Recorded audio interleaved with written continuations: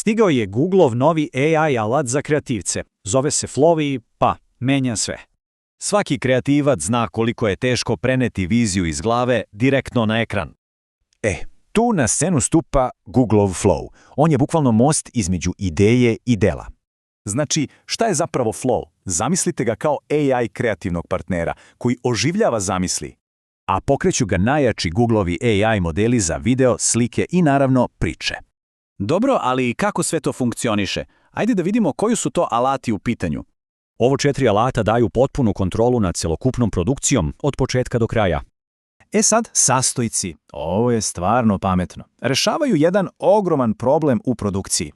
Ukratko, oni čine da sve izgleda profesionalno i, što je najvažnije, vizuelno dosledno. Flow je moćan sam po sebi, ali uz nekoliko trikova postaje još bolji.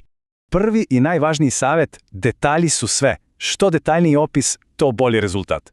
Znači, treba biti specifičan i slobodno eksperimentišite sa različitim stilovima animacije. Ali nije sve u komandama. Flow nudi i direktnu kontrolu nad kamerom. Potpuna režija. Profesionalni pokreti kamere, kao zoom, dodaju se na klik, bez komplikovanih komandi.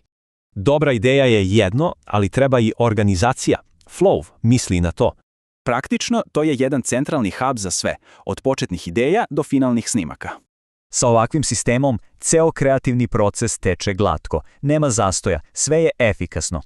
A kad ponestane inspiracije, za to postoji Flow TV. Tu se mogu vidjeti radovi drugih, otkriti nove tehnike, prava riznica ideja. Na kraju krajeva, poenta je jednostavna. Ukloniti tehničke prepreke i osloboditi kreativnost. Dakle, to je ukratko Google Flow, alat koji čeka da se ispriča sledeća velika priča.